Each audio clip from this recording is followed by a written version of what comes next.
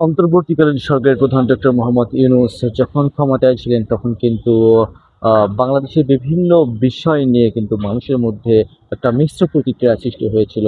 আমেরিকার সাথে যেই গোপন চুক্তিটি তিনি করেছিলেন, আহ, নির্বাচনের 3 দিন বা বলা যেতে পারে নির্বাচনের 3 দিন আগে এই চুক্তিটা তিনি করেছিলেন দেশবাসীকে না জেনে। সরকার গঠনের কয়েকদিন আগে কিন্তু এই চুক্তিটা করে তিনি কিন্তু সমালোচনার জন্ম দিয়েছেন। আত্মঘাতী এই চুক্তিটা তিনি করেছিলেন। বিভিন্ন বিশ্লেষক বলছে এই চুক্তির কারণে বাংলাদেশের মেরুদণ্ড কিন্তু ভেঙে গিয়েছে। কেননা এই চুক্তিটা এমন এক ধরনের চুক্তি, সেখান থেকে কিন্তু বাংলাদেশের মানুষ বেরিয়ে আসতে অনেক কষ্ট হবে। আসলে বাংলাদেশের স্বার্থকে জলাঞ্জলি দিয়ে এই চুক্তিটি কিন্তু ইউনূস সরকার করেছে। এবার কথা বললে কয়েকজন উপদেষ্টার পিছন পিছিয়ে খোঁজটা করে যায়। আমাদের জাতির দুলাভাই আসিফ নজরুল তার মধ্যে একজন। বাংলাদেশ প্রতি বছর প্রায় $600 মিলিয়ন উপর কিন্তু রপ্তানি করে এবং তার অনুকূলে $200 মিলিয়ন কিন্তু আমদানি করে। এই চুক্তির গুরুত্বপূর্ণ একটি বিষয় যে এই বাংলাদেশ সরকার যখন কোনো কিছু কিনবে অন্য দেশ থেকে, তখন কিন্তু আমেরিকা বা যুক্তরাষ্ট্র থেকে কিন্তু অনুমতি দরকার পড়বে। অনুমতি ছাড়া কিন্তু কোনো জিনিস কিনতে পারবে না, এই চুক্তিতে কিন্তু এটা বলা হয়েছে। এবং আরো একটি গুরুত্বপূর্ণ খুবই একটি বিষয় যে এই যেই চুক্তিটি যে করেছে সেটি কিন্তু বাংলাদেশের পক্ষ থেকে জানানো হয়নি।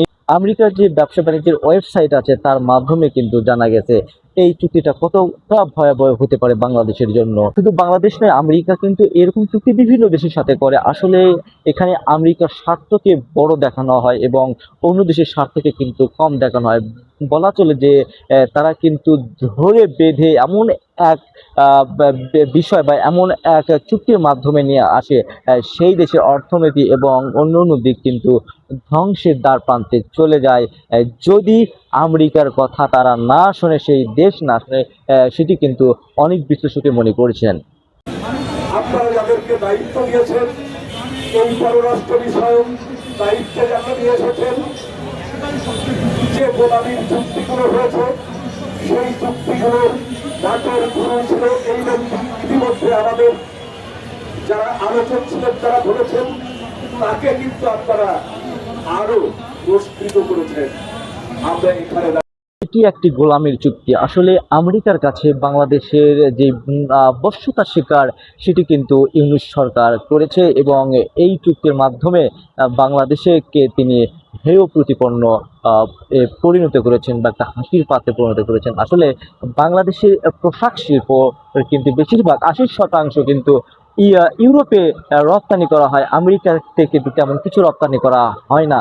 বলা যেতে পারে আমেরিকা কিন্তু বাংলাদেশের এমন কোনো জিনিস নেই যে সেটাকে তারা গুরুত্ব দিয়ে বাংলাদেশ থেকে প্রচুর পরিমাণে কিন্তু আমদানি তারা করে, সেটা কিন্তু ইতিহাস বলে না। বিশ্লেষক সহ বাংলাদেশের অনেক গুণীজন সাংবাদিক এবং বিভিন্ন প্রতিষ্ঠান এবং বিভিন্ন মিডিয়ার বরাতে জানা গেছে এই চুক্তির কারণে কিন্তু বলা যেতে পারে যে বিএনপি সরকার এবং জামাতের কিছুটা হলেও দায়বদ্ধ থেকে যায়, কেননা তারা কিন্তু এই চুক্তির বিষয়ে কোনো কথা বলছেন না বা তেমন কোনো আলোড়ন সৃষ্টি করছে। এবং এখানে বিএনপি সরকার এবং কিন্তু কিছুটা দায়বদ্ধতা রয়েছে।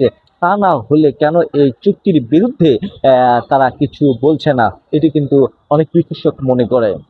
সরকারের একজন টেকনোক্র্যাট মন্ত্রী জনাব খলিলুর রহমান তিনি কিন্তু ইউনূস সরকারের আমলে নিরাপত্তা বিশ্লেষক ছিলেন এবং বিএনপি সরকারের আমলে তিনি এখন পররাষ্ট্র মন্ত্রণালয়ের মন্ত্রী হিসেবে কিন্তু তিনি কাজ করছেন এবং অনেকে এটাকে দেখছেন যে এখানে বিএনপির কিছুটা সায় থাকতে পারে। এবং এই চুক্তি যদি বাতিল না হয় তবে কিন্তু বাংলাদেশের জন্য ভবিষ্যতে বাংলাদেশকে অনেক কিছু ভুগতে হবে। এই জন্য সরকারের সতর্ক দৃষ্টি দেওয়া প্রয়োজন এবং সরকারকে আহ্বান জানান এবং বিভিন্ন গুণীজন বিশেষ করে দেশের বিভিন্ন গুণীজন এই বিষয়ে কিন্তু সরকারকে আহ্বান জানান যেন এই চুক্তি থেকে বেরিয়ে আসা যায় এবং এই চুক্তিটি থেকে কিন্তু বেরিয়ে আসা সম্ভব মাত্র 60 দিনের যে প্রসেসিং রয়েছে সেটা করার ফলে কিন্তু এই চুক্তি থেকে বেরিয়ে আসা সম্ভব। আসলে আমেরিকা যে সাম্রাজ্যবাদী নীতি বলা যেতে পারে, আমেরিকার স্বার্থটা বেশি দেখে একটা দেশকে কিভাবে তার বলয়ের দিকে নিয়ে যাওয়া যায় এবং কিভাবে বিশেষ কিছু সুযোগ সুবিধা নেওয়া যায়, সেটাই কিন্তু আমেরিকা সরকার করে থাকে বিভিন্ন দেশের সাথে। বাংলাদেশ সরকার যেহেতু রায়ের বা জনগণের ম্যান্ডেট পেয়ে ক্ষমতায় এসে এখান থেকে বর্তমান সরকার কি করে সেটাই কিন্তু বাংলাদেশের সাধারণ মানুষ তাকিয়ে আছে।